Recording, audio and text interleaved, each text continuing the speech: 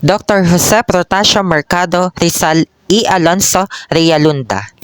Doctor, because he completed his medical course in Spain and was conferred the degree of licentiate in medicine by the Universidad Central de Madrid. Jose was chosen by his mother, who was a devotee of the Christian saint San Jose Saint Joseph. Protasio from Gervasio P, which come from a Christian calendar. Mercado, adopted in 731 by Domingo Lamco, the paternal great-great-grandfather of Jose Rizal, which the Spanish term mercado means market in English. Rizal, from the word rizal in Spanish, means a field where wet cut while still green sprouts again. E. and Alonso, old surname of his mother, Realunda. It was used by Doña Chudora from the surname of her godmother based on the culture by that time. Date of birth, June 19, 1861. Moonlight of Wednesday between 11 and midnight. Born in the lakeshore town of Calamba, Laguna. Baptism, June 22, 1861 in the Catholic Church. Father Rupino Colliantes, a Batangueño, the parish priest who baptized Rizal. Father Pedro Casanas, Rizal's godfather, native of Calamba, and close friend of the Rizal family. Lieutenant General Jose Lemery, the Governor General of the Philippines when Rizal was born. Jose Rizal came from a 13 members family consisting of his parents, Francisco Mercado II and Chodora Alonso Realunda, and 9 sisters and 1 brother. Rizal siblings. First, Saturnina Rizal, 1850 to 1913, eldest sister. Next, Pasiano Rizal, 1851 to 1930, only brother of Jose Rizal and the second child. Next, Narcisa Rizal, third child. Next, Olympia Rizal, 1855 to 1887, the fourth child. Next, Lucia Rizal, 1857 to 1919, the fifth child. Next, Maria Rizal, 1859 to 1945, the sixth child in the family. Next, Jose Rizal, 1861 to 1939, a Filipino nationalist and polymath during the tail end of the special colonial period of the Philippines. He is tagged as the national hero of the Filipino people, the second son and the seventh child.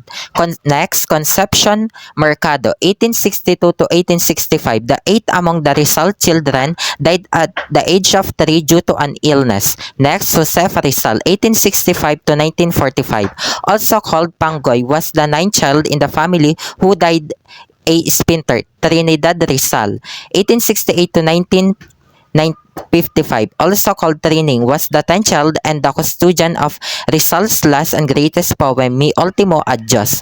And last, Soledad Rizal, 1870 to 1929, youngest of Jose Rizal's sisters, was educated as a teacher. Let's proceed to Jose Rizal love life. Rizal had relationships with 9 women over his life, including Segunda Catigmac, Leonor Valenzuela, Leonor Rivera, Consuelo Ortiga, Osei San, Gertrude Beckett, Nelly Bosted, Suzanne Jacobi, and Josephine Bracken. Let's proceed to Rizal education. It was a typical schooling that a son of an ilustrado family received during his time, characterized by the 4 R's: reading, writing, arithmetic, and religion. Instruction was rigid and strict. Knowledge was forced into the minds of the pupils by means of the tedious memory method aided by the teacher's whip. Despite the defects of the Spanish system of elementary education, Rizal was able to acquire the necessary instruction preparatory for college work in Manila. It may be said that Rizal, who was born a physical weakling, rose to become an intellectual giant not because of, but rather in spite of, the outmoded and backward system of instruction obtaining in the Philippines during the last decades of Spanish regime. The hero's first teacher of Rizal was his mother, who was a remarkable woman of good character and fine culture. On her lap, he learned at the age of 3 the alphabet and the prayers. My mother wrote Rizal in his student memoir, taught me how to read and to say haltingly the humble prayers which I raise fervently to God. As tutor, Doña Chudora was patient, conscientious, and understanding. It was she who first discovered that her son had a talent for poetry. Schol- Scholastic triumphs at Ateneo de Manila, 1872 to 1877. Jose was sent to Manila for months after the martyrdom of Gomburza, and with Doña Chodora still in prison. He studied in the Ateneo Municipal, a college under the supervision of the Spanish Jesuits. Ateneo Municipal, a bitter rival of the Dominican-owned College of San Juan de Letran, formerly the Escuela Pia Charity School for poor boys in Manila, established in 1817. In 1859, name was changed to Ateneo Municipal by the Jesuits and later became the Ateneo de Manila. Rizal enters Ateneo in June 10, 1872. Jose, accompanied by Pasiano, went to Manila to take the entrance examinations on Christian doctrine, arithmetic, and reading at the College of San Juan de Letran, and passed them. Jose Rizal, the national hero of the Philippines, is renowned for his significant contributions to Filipino literature, culture, and the country's fight for independence. Here's a summary of his works from childhood to adulthood. First, childhood, early education and writings, 1861 to 1876. Sa aking mga kabata, to my fellow youth, written when Rizal was 8 years old, this poem highlights the importance of loving one's own language, a theme that reflects Rizal's lifelong advocacy for cultural pride. Next, adolescence to early adulthood, studying in Manila and first publications, 1877 to 1882. A. La Juventud Filipina, to the Filipino youth. This poem, written when Rizal was 18, won a literary contest at the University of Santo Tomas. It encourages the youth to strive for their potential and honor their motherland. Next, El Consejo de los Dioses, The Council of the Gods, an allegorical play written in Spanish. This work won first prize in a literary contest. Next, adulthood. Works in Europe, 1882 to 1887. Noli Me Tangere, Touch Me Not, published in 1887. This novel exposes the abuses of the Spanish colonial government and the Catholic Church in the Philippines. It played a crucial role in the Filipino nationalist movement. Next, Sobre la Indolencia de los Filipinos, on the indolence of the Filipinos, a series of essays published in La Solidaridad.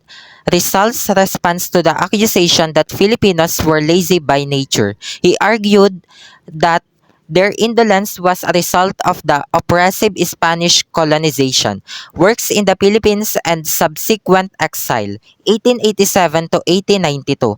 El Filibusterismo, The Reign of Greed, a sequel to Noli Me Tangere, published in 1891. This novel is darker and more revolutionary. It continued to critique Spanish rule and inspired Filipinos to fight for their independence. Mi Ultimo Adios, My Last Farewell, written in 1896, this poem is considered one of Rizal's greatest works. It was penned on the eve of his execution and reflects his unwavering love for the Philippines and his hopes for its future.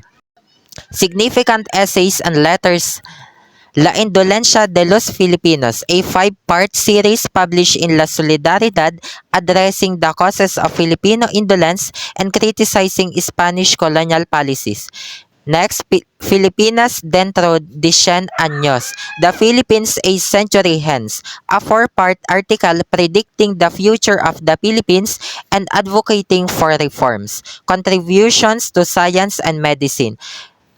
First is ophthalmology and medical practice. As an accomplished ophthalmologist, Rizal wrote scientific papers and conducted medical practices, particularly in Dapitan, where he treated patients and contributed to the community's development. Contribution to Filipino culture. Specimens of Tagalog folktales and other ethnographic works. Rizal collected and documented Philippine folklore promoting the appreciation of Filipino cultural heritage. Jose Rizal's works encompass a broad range of topics including literature, social issues, politics, science, and culture. His writings remain influential, continuing to inspire generations of Filipinos.